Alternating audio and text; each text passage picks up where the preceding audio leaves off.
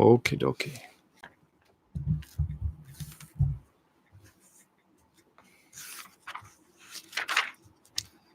Parshas Bo. Good morning. Good morning. Parshas Bo. Did you say? I did. Parshas Bo is on page 248. It's Exodus 10. Exodus 10:1.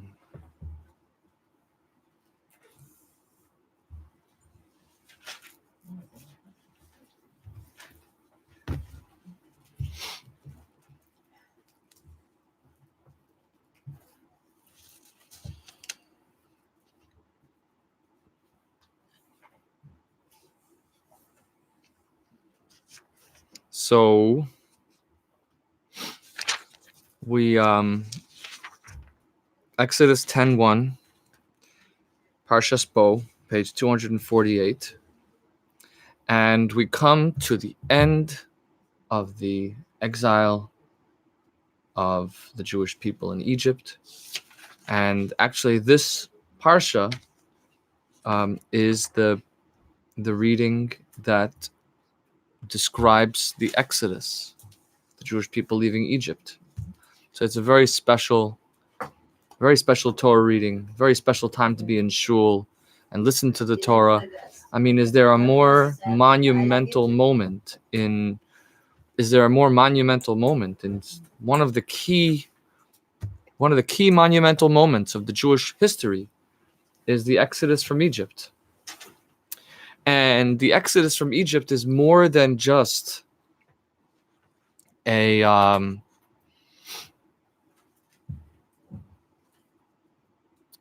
logistical solution to a logistical problem, right? We often think about that idea that the Jewish people were stuck in exile, unfortunately, and God solved their problem. Deus ex machina. You familiar with the term Deus ex machina? Yes. God out of the machine.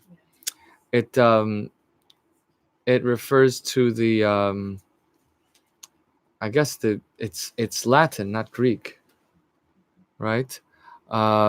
It refers, I think, in the theater, when they would have these they would have this a machine that could cause a person to fly, or when they first introduced mechanics into the theater set. Somebody said? Deus ex machina. So it's Deus is God. right, So God out of the God machine. appears, as a machine to solve the problem. Yeah. Right. And it's considered a too easy a solution. right, exactly. Thank you. Too easy a solution. It's in a plot line. It's considered a negative thing. Or Deus ex machina. You solved your problem with some magical thing. Oh, and by the way, he happens to be a magician, and he solved the problem. Right? Poof. How do you get if you're locked in a steel cell, steel walls, ceiling and floor, and all you have is a table and a saw that can only cut wood. What do you do? How do you get out? Cut the table in half, put it back together, it's whole, and go out of the hole.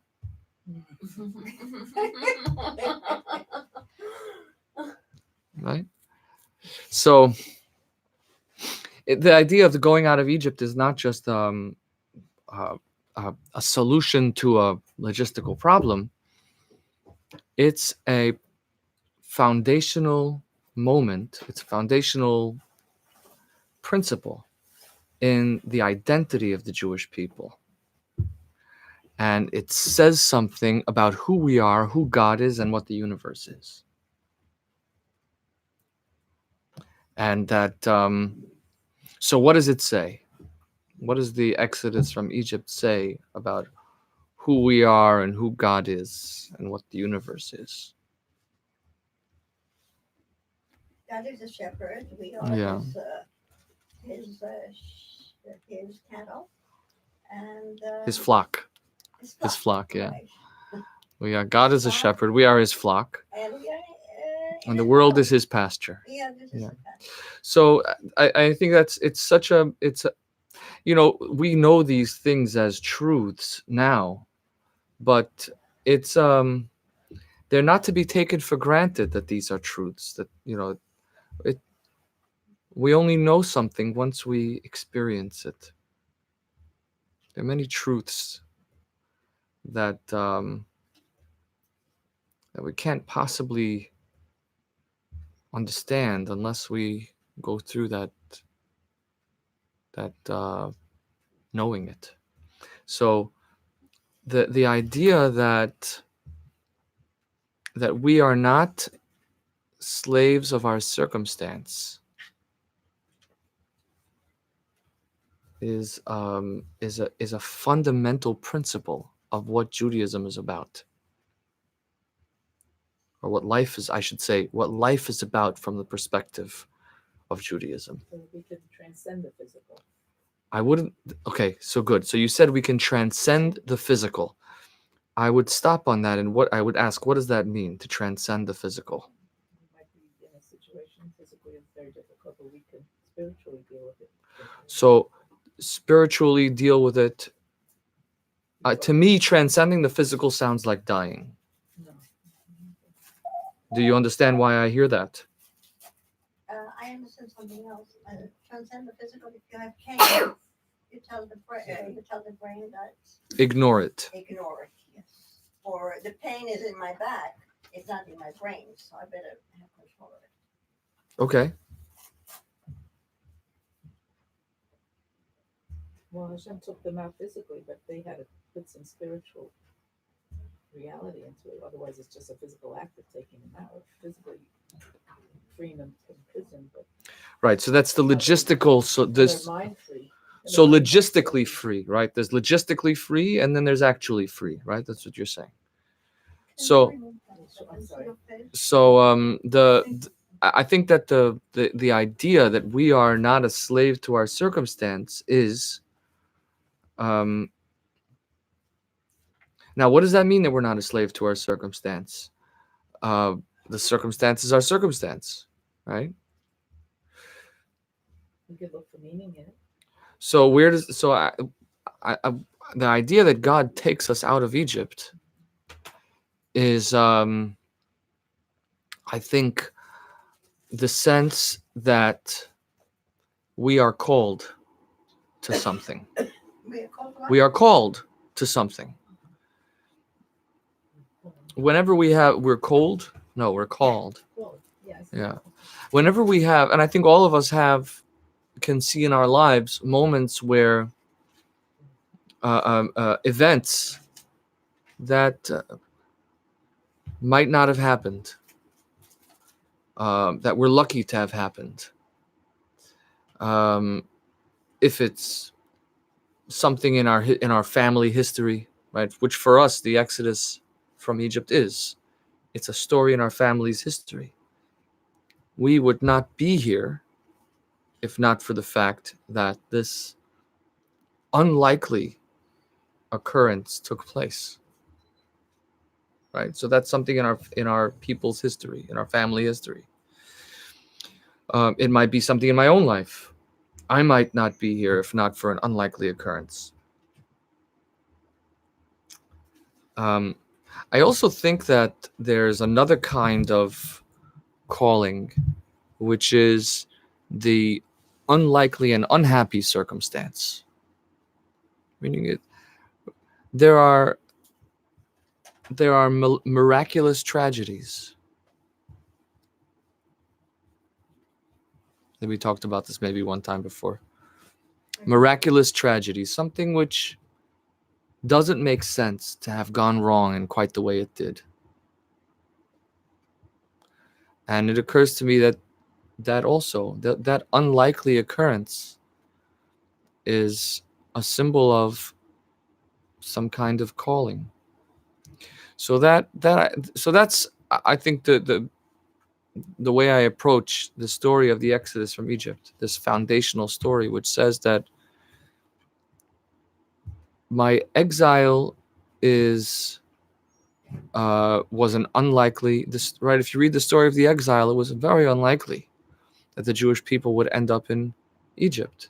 It was a miracle that they ended up. How do a band of Hebrews from Canaan end up in Egypt? It's sort of so many things. If one thing had not happened, the whole thing would have never taken place. Right. But there's a dayenu in the negative sense also. All right. One feature of the story of the Exodus is midnight. So I want to direct your attention to midnight.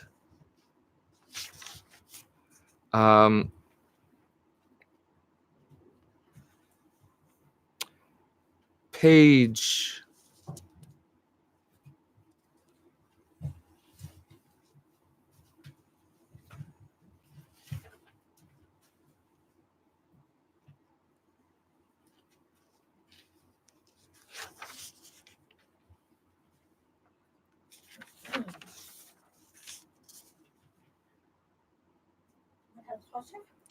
'Makat Bechorot, page 252.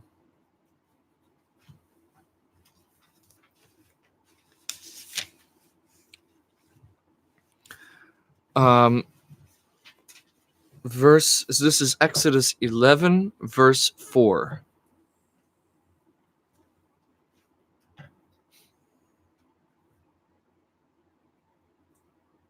You see it? Yeah. Vayomer Moshe, and Moses said, so says the Lord.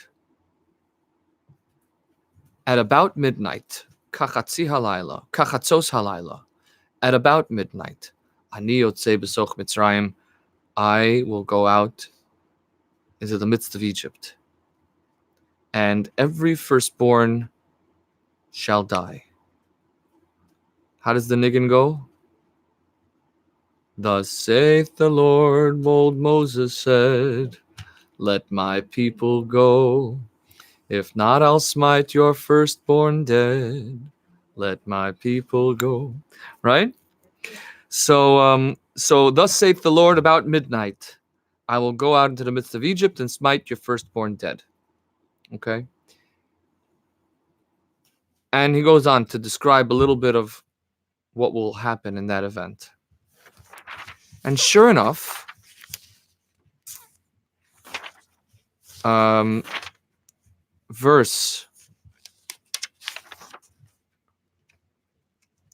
Exodus 12, verse 29.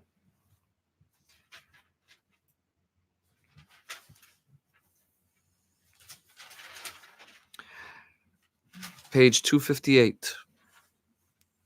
Verse 29. Vayehi bachatzi halayla. And it was at the stroke of midnight. And it was at midnight.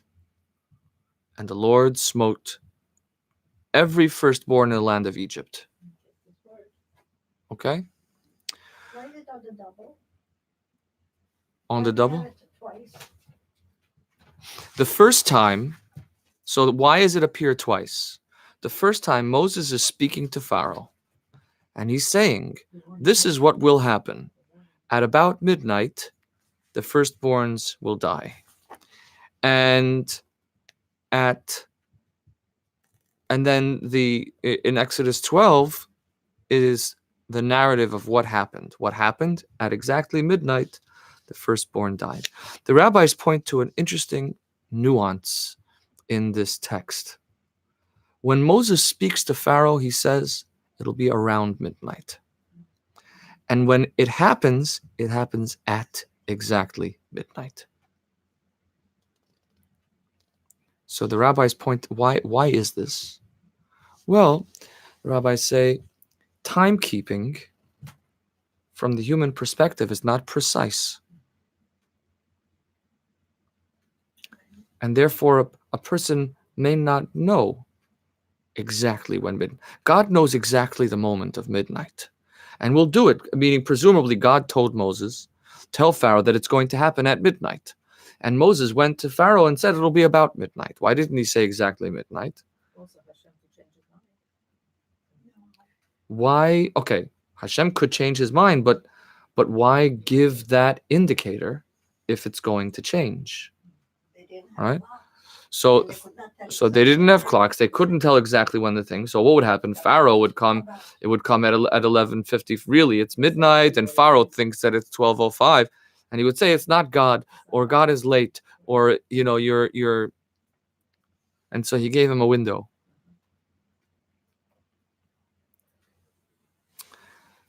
So it's a nice explanation, yeah, but it leaves me feeling a little bit empty, because I wonder why the obsession over the time. Who cares?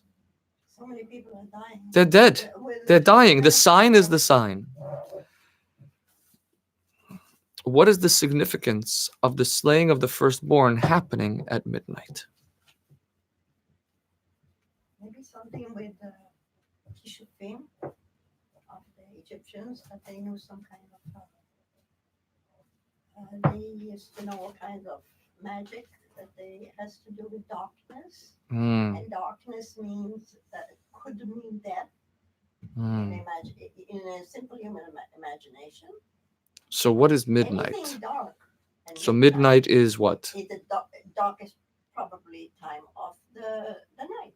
It's the darkest time of Is the that night. something now it's Chatzos? Of the Yes, night. Chatzos. They get up in the middle of the night, Oh, rob and stuff. Very good. So you Right. point out that at today, not today, but That was- in Jewish tradition, the idea of midnight has very powerful meaning, because we have the prayers of midnight, Tikkun Chatzot. Tikkun Chatzot. What do we do at Tikkun Chatzot? Right. We cry for the destroyed temple and pray for the redemption. And so here we have the return to the Exodus at midnight. Why are we? There's a link between- There's a link between the Exodus, between the exile of the destroyed temples in Jerusalem, and the redemption as to the exile of the children of Israel in Egypt, and the redemption. And we're focused on midnight. And midnight is the last of the 10 plagues.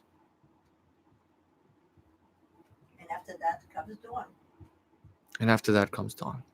Well, does dawn come after midnight? No, that's Not exactly, almost. right? You figure if sunset is at 6 o'clock and sunrise is at 6 o'clock, midnight is at 12, right? 12:01 is not. However, from that moment, we are now moving toward the light. So from 6 p.m. sunset until midnight, the only thing that's happening is we're moving deeper and deeper into the night. And from that moment on, from during that period of time, the darkness is getting progressively stronger, right?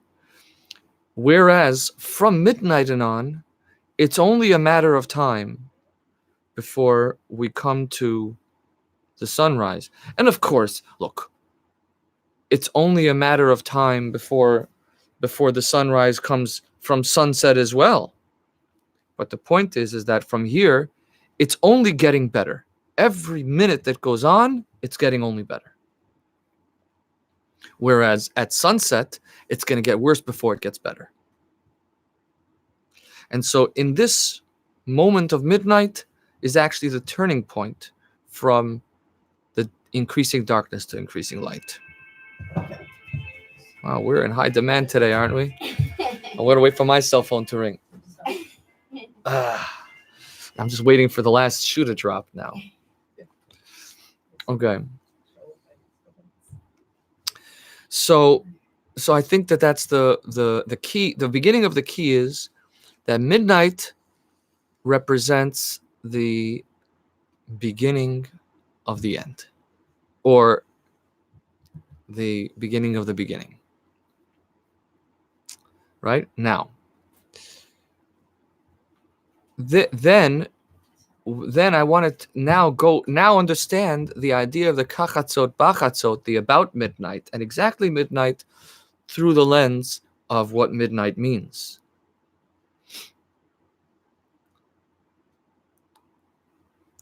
It says that midnight is a moment when it seems very dark, but actually we're already moving in the direction of light.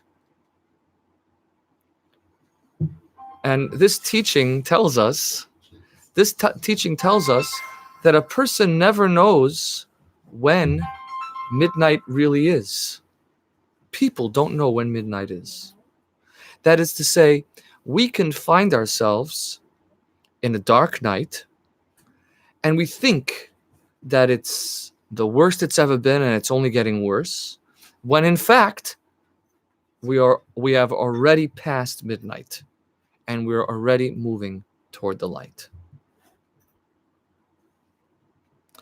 And so the moment of redemption is hidden from us because we can't calculate the time. And I think that it also explains a little bit the factual nature of the time is not precise, because look, time is human timekeeping, even going back to ancient times, was fairly accurate. I mean, people have been looking up into the sky and studying it and understanding its cycles and being able to tell, these things. It's, the astronomy and Egypt had excellent astrologers, which of course requires an advanced knowledge of astronomy. Right? Astronomy is the science of the movement of the heavenly bodies. Right? And astrology is the placing of meaning onto those movements. Right? Astronomy is the science of the movement, is the empirical science, and astrology is the significance, the significance superimposed onto those things. So you have to be. They had advanced mathematical knowledge, they had advanced astronomy knowledge, and so could they make a mistake? Yes, they could make a mistake, but it would actually be, maybe on a certain level, more significant. There you go, my phone's ringing now. It might be more significant to have God make Pharaoh aware.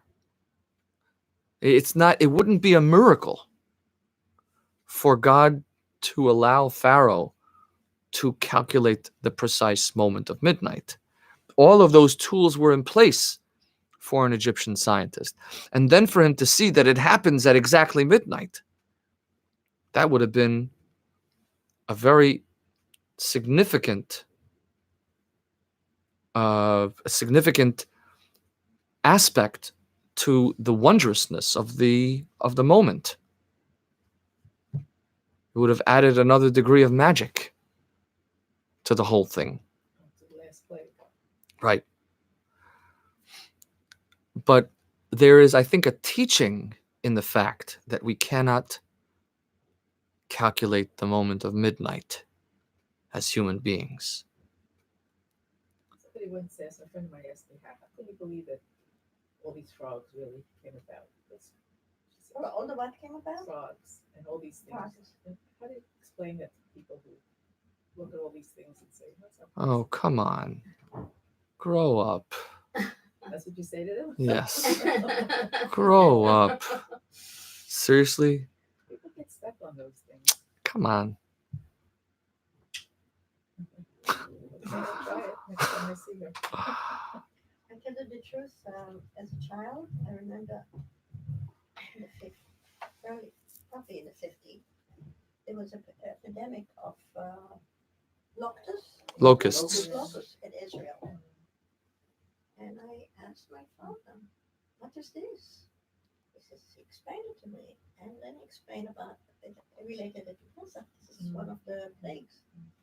I said, is this exactly how it was? He said, no, it was much harder. Then he told me something else. He says, I want you to know that this is a source of food for some Jews. I said, what? Yeah. Eat the Lord? It's disgusting. They look like cockroaches. Right. He said, no, there are certain signs that they came from tradition from thousands of years before, and they know how to pick the right one, and they eat Yes. it. I was shocked. Yes. And I was little, and I remember it because it really gave me a shocker. They were disgusting looking. and I tell you, in Israel, we have sandstorms, we have all kinds of things Right. that we have all kind of flying creatures that come. Right. Just like here, there we have bed bugs or other things. Right. So the reason I said grow up, and I said it in a very, I know I was a little harsh, It wasn't to me. That's okay. because we're not kids anymore. That these stories are, oh my gosh, is it true? That's not what matters to us. Oh, that's what you mean. What matters to us is that, of course, it's true. But that's not the point. What matters to us is what the story means. The question is not, were there really frogs? The question is, why frogs? And that's a question both in theory and in practice, meaning the frogs came. We're saying that God made them come. That's the religious question. The religious question is not to say, well, why were there frogs? Because there were frogs. That's an irreligious approach. Why was there a frog? Because a kashaf amaisa, the story happened like that. That's not a religious question. So embedded in that question, how can you believe that it really happened? It avoids. It's on the contrary. Only a non-religious person would only believe that it happened because it happened. It's a given. It's like You understand? nature. There's certain Nature, things that's that what we happened. don't That's a non-religious person, meaning if you say, so the answer to the question, why do I believe it happened? Because frogs are significant. They're symbolic of something. That's why I believe it. If you believe that it happened only because it was in the newspaper that it happened, then that's irrelevant that it happened. You understand what I'm saying? Yeah. I had a discussion yesterday. It's interesting. Mama's yesterday with some colleagues who are educators in the chaplaincy field. Okay. So one of the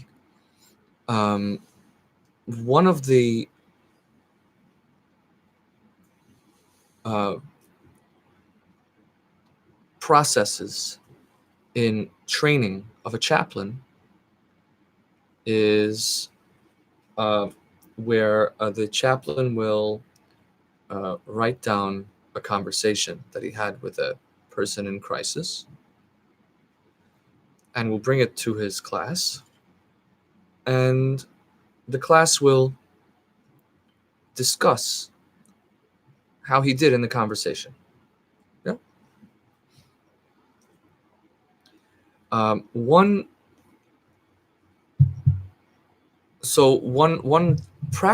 common practice is that chaplains are discouraged from recording the conversations to make notes. They're encouraged to do it from memory. And we were discussing why it is that you're not supposed to record the conversations and you're supposed to do it specifically from memory.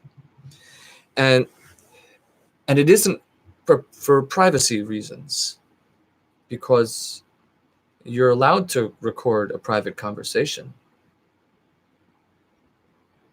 There's, As long as you tell the other person. so no, that's you what- don't have to tell the other person. Really? No, Wow. you can't. You can't play that recording for another person if the recording was in private. If the conversation was in private, you can you can make notes of that conversation. So why can't you record it? Right? This is my understanding. This is New York State law. If there's any lawyers who want to look it up, and my understanding is that because if you, in the same way you could take a picture of somebody in public, right? Because if they're in public, they're allowing themselves to be seen. If you're in private and you're telling somebody something, you can remember it. You can't. The recording would be inadmissible in court if the person didn't give permission, That's what- Right. because it's a violation of their that's privacy, what I mean. which is a constitutional right to privacy. But there's nothing inherently wrong with recording the conversation itself, because that's the same as remembering it in your brain or writing it down or whatever, right? And you're not going to, when you go back to the class, you're not going to play the recording. That would be illegal. You're going to write down notes based on your recording, and you're going to omit all private details. There's nothing wrong with that. This is the explanation that made sense to me, which is that what matters is not what you said. You don't learn from what you said. You only learn by what you think you said. Meaning, the point is not to critique, because you can critique what happened, but that wouldn't be a transformative process of increased understanding about how you think, so that the next time you're in that moment, you'll be aware. Right? The problem is, you can tell somebody, in this situation, don't say that, but I'll never be in this situation again. The only thing that's going to be with me every time I speak to any person, the only thing that will be with me in all of those times is myself. And so what I need to understand is not what did I say, but what's going on inside of me. And the only way to know what's going on inside of me is to analyze, what do I think happened there? And that's where the learning happens. Not what happened, but in what I think happened. And therefore, it's more important to analyze how I remember it than what actually happened. Case in point, one chaplaincy student, at the end of the last class, before he graduates, he admits to his class that every time he had written up a conversation with a patient, he had completely fabricated it. Based on this, was all of his learning levatala? Was all of the learning useless? No. Because perhaps, and of course he has to process through this and analyze, why did he do that? Why did he feel the need to do that? Why are his real conversations not enough? So that's an important step in the process. But all of the learning that happened up until then was not useless, because what happens is he was analyzing, what do I think I'm supposed to say? And that's a very important thing to analyze. What do I think a good chaplain looks like? And every time he puts out a fabricated story, what he's really saying is, this is what I think a good chaplain looks like. And let me analyze that and examine whether It's an exercise. my conception of what a good chaplain looks like, how I can fine tune that. And then, of course, there's a side point, which is, why do you feel the need to learn in a fabricated way and not in a real way? That's not a fundamental problem. It's a peripheral problem. It's just another factor. It's not essential. How are we relating this to Parsha? I'm trying to follow. So now the point is, in the 10 plagues, in all the stories, the point is not the recorded history. The point is what we think happened. The point is not that the story happened. The point is that the story was told. Was recorded. Not record, meaning We have it recorded. what I'm maybe we're saying the same thing. What I'm saying is that the significance of it is not in that it happened, it's in that it was seen as significant enough to record. And every time you tell a story, you're actually making up the story. Famous Talmudic teaching about dreams. About what? Dreams, which says that the way in which you interpret a dream indicates how it will come to pass, right? The way we describe our reality actually defines our reality. You go outside, and there are many things happening.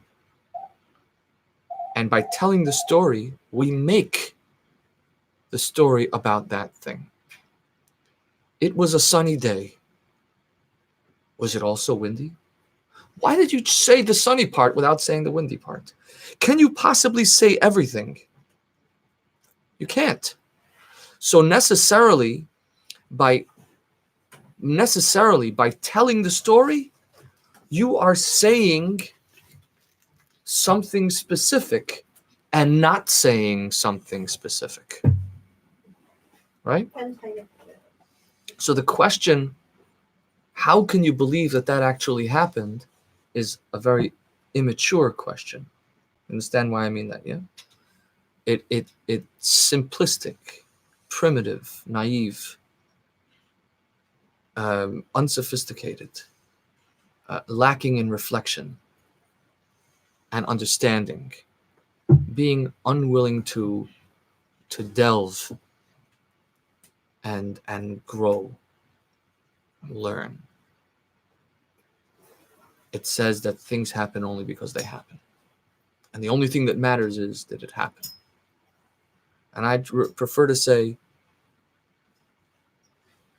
I prefer to avoid the question at all. Not because I'm afraid to discuss history, but because I feel that the devil is in the history.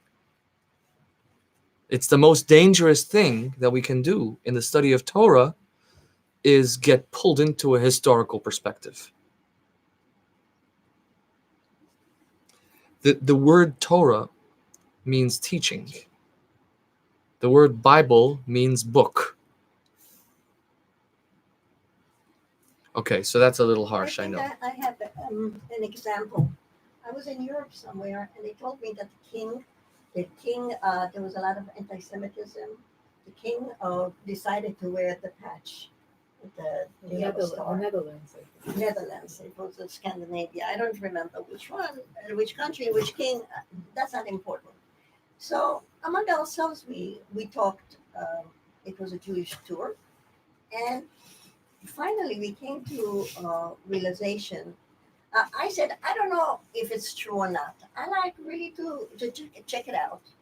And the woman who was running it was Hannah. She was on the bottom, as a matter of fact. She said to me, the truth, it doesn't really matter if he wore it or not.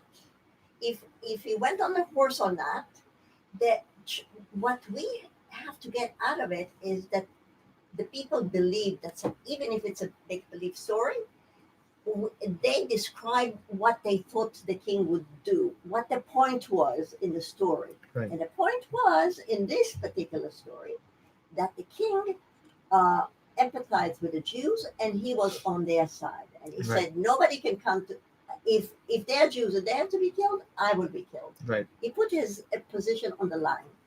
And it was very, very meaningful. In the beginning, it was hard for me to take, but over the years, as life went on, I was 30 at that time. Today, I'm in my 70s.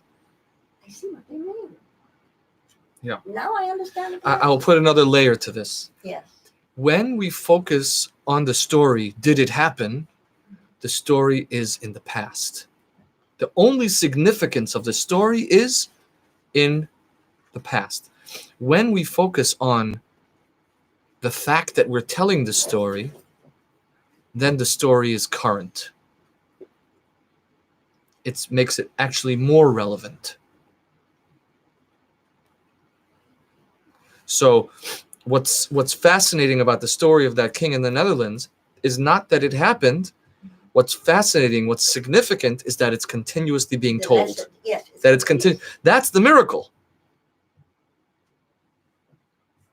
So that's And in French they have a word for it. Donner in the given. There are certain things that are given in a story, in a literature story, and from there you do the best you can to interpret it. But the given is a very good rule.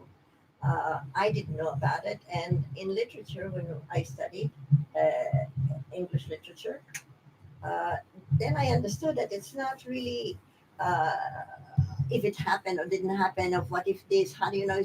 That's not the issue. The issue is that these are the pillars, and we have to work with that. Right. Build on it. Okay, so that's Aleph. So now back to midnight.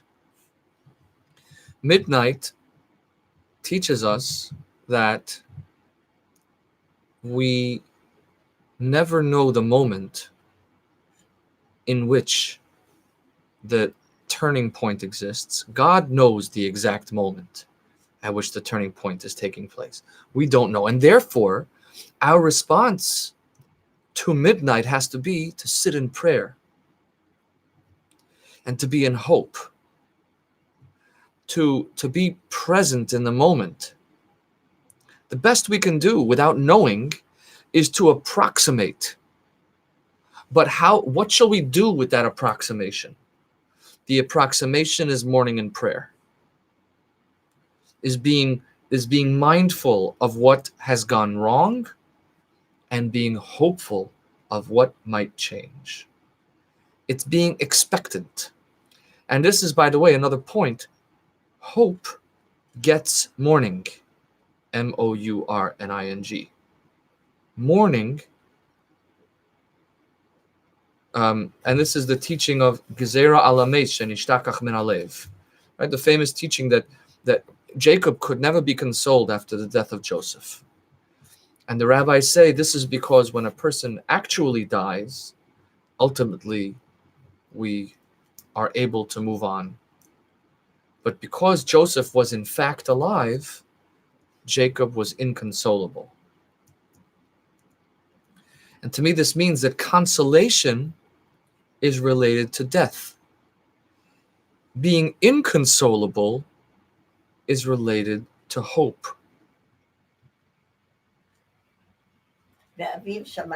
Right.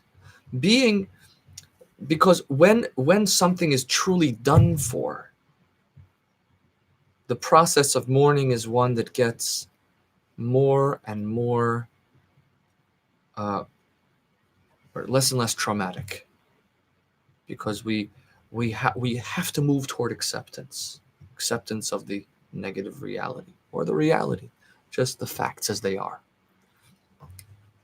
However, if we know that the facts as they are may not remain as they are, then we have a constant enduring hope. And of course, that may make it very hard to live in the moment of pain, because we know that, why is it still going on? And the answer to that is midnight. Is that if I see every moment of my life as being unnecessary pain, why does it need to be this way? It's supposed to get better. Right? That's the inconsolability factor, which is painful, traumatic, unhelpful. Right? The shadow side of hope is being inconsolable, frustrated, and indignant. in the exile, right? The flip side of that is hopefulness, right? So the point is not to be frustrated. We have to have a certain amount of frustration, otherwise there's no point in hope. We have to have a certain amount of hope, otherwise all I have is unconsoled frustration. And the key is midnight. To live in this liminal space, in this impossible to define for a human being moment of expectant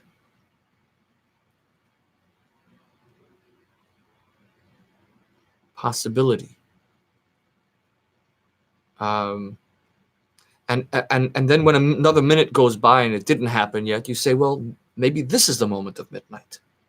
And this is the moment that, even though it looks so dark, because a human being can't calculate the moment exactly. And so we have to live in this kind of moment of possibility that incorporates both frustration and hope. And that's the secret of kachatzos, at about midnight. That we might always live with the possibility that maybe this is exactly the moment of midnight, at which I'm turning from being the world getting darker to the world getting lighter.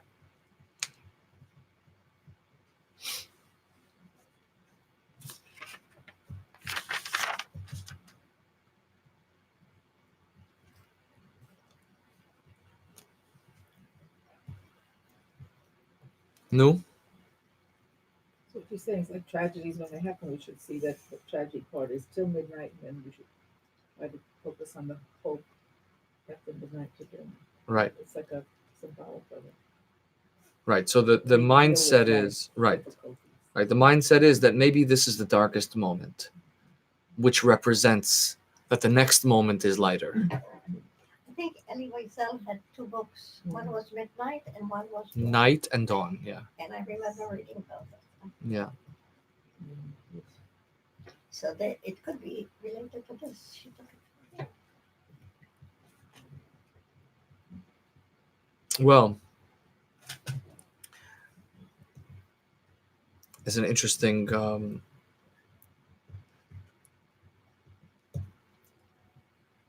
I've been reading up a little bit lately on the study of parallel stories in various faith traditions, and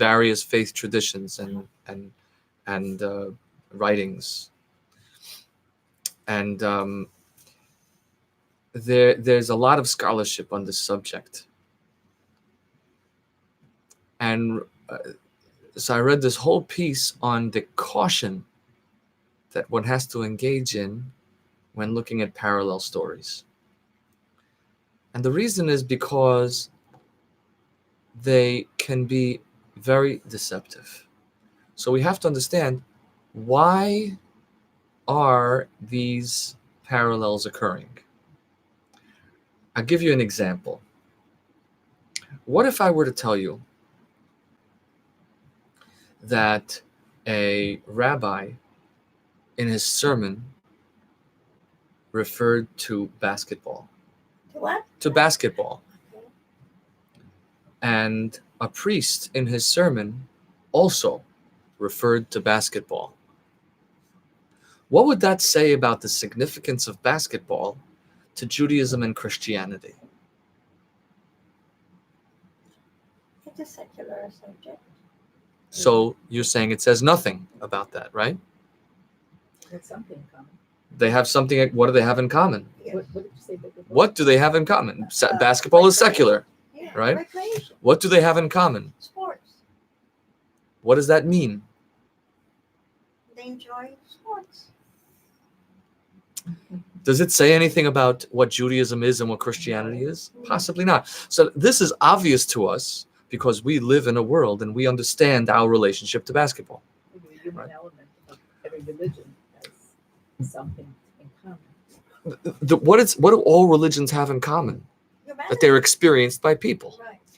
right? So, but when it comes to basketball specifically, we all know what basketball is, and we all know how each of us relate to basketball or not, and we understand that basketball is just a linguistic device. It's not a culture. It's not linguistic. It's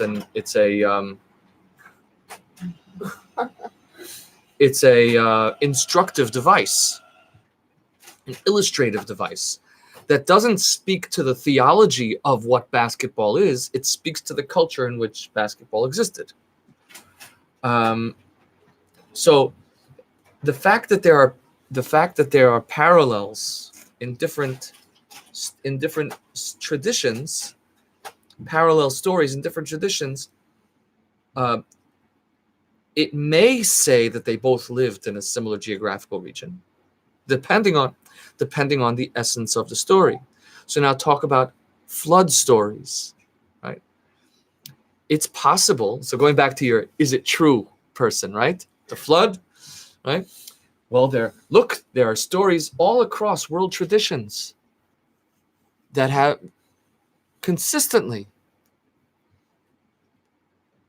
faith group after faith group, ethnic group after ethnic group, in its history, in its canons, and its cultural stories, has a flood story, right? What does that mean? Does that mean that the great flood took over the whole world and everyone experienced the same flood and they're all telling the same story? Maybe. Does it mean that human societies have largely lived near water? For most of history, human societies have lived near water. And a function of water is that it sometimes behaves in ways that we don't expect. And therefore, the story is just as much a story about water and floods as it is about a commonly unexpected thing, an expected unexpected, right? It's a story, right? So we can make much ado about nothing with these kinds of parallelisms. Parallelomania was the subject of the talk. So how do we get into that? Because you said so. Who said something? The chaplain and the rabbi. No, before What's in- that. You said that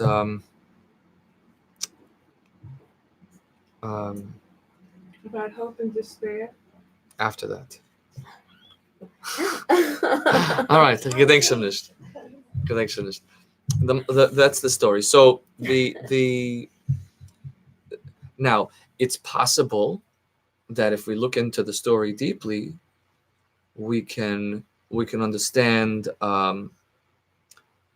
We can, through looking at the nuance of the different perspectives on the same, is actually a lot more to be understood in the differences in the way of telling the story than in the fact that they told the similar sounding story. Right? So going back to the story of the rabbi and the priest who both talk about basketball, what's important is not that they reference basketball, it's what they were referencing within basketball. And so focusing too much on the basketball loses the point of the basketball. So that's the story of the Exodus and the 10 plagues. The simplified way. Okay. No. Sorry. Yeah, I tend to overcomplicate things. Sorry, why is my brain hurt?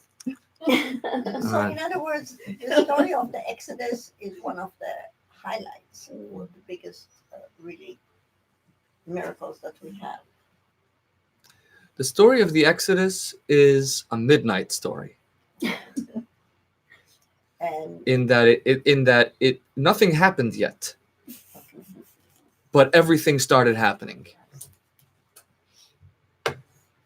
Right? From that moment on, we're moving closer and closer and closer to the promised land. Only in one direction at that point. And every moment that goes on, our awareness becomes more and more clear of the direction in which we're heading. Rabbi Mendelssohn, I went to a lecture on Bo last night with Rabbi Agazi, and he said that this parsha gives us two things: the laws of Pesach, what we always read on in the Haggadah, and also some of the paragraphs in Tehillim. Tefillin. Mm-hmm. Tefillin. Yes, that's true. That's true. The tefillin is referenced here. 2 out of 4 passages in the tefillin appear in this week's parsha. Wow. We also have it in the grace after meals. And we have the Satan dominant med day. älskar inte att det var det kanske för att inte we also Yes, yes. yeah we have also Yetziat Mitzrayim in Yes. the Yes. Amazon. Yes. If we eat 3 times a day and we're supposed to say the Amazon, so it was something very important in our history. Right. It's foundational. And it's something that we continually tell over and remember every day, because it's what matters is not that it happened. What matters is that we continue to tell it. But I think maybe I would mention the 10 Commandments, the time of receiving the Torah, as monumental. Of course, Yes. this is for midnight. Oh. It starts at. I forgot. Excuse me. Thank you. Let's just For me, monumental is receiving of the Torah Yes. without the land, without anything. I mean, they have a book, they have a law before they have a country, before they have anything. look. Verse page 260. Parak Yud Bet Pasuk Nun Aleph. Verse 51.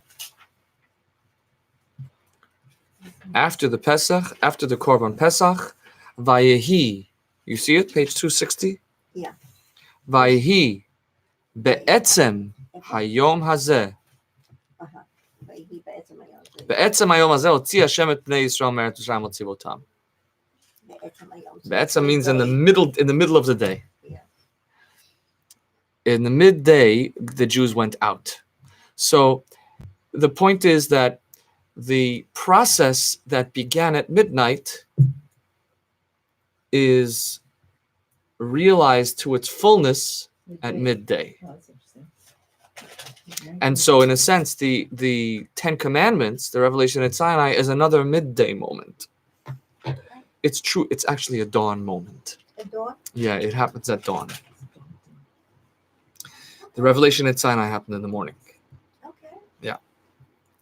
A little bit too late in the morning, but in the morning nonetheless. So there's something to talk about. Huh? The next one. Yeah. So there's a lot of symbolism there. You could think about that, right? What does it mean? The actual leaving is midday. The giving of the Torah is a dawn moment, because it's a moment of revelation, but it only really reaches its fullness later on when we actually learn it and put it into application. So there's more to work on. Thank you. Can I put your book away?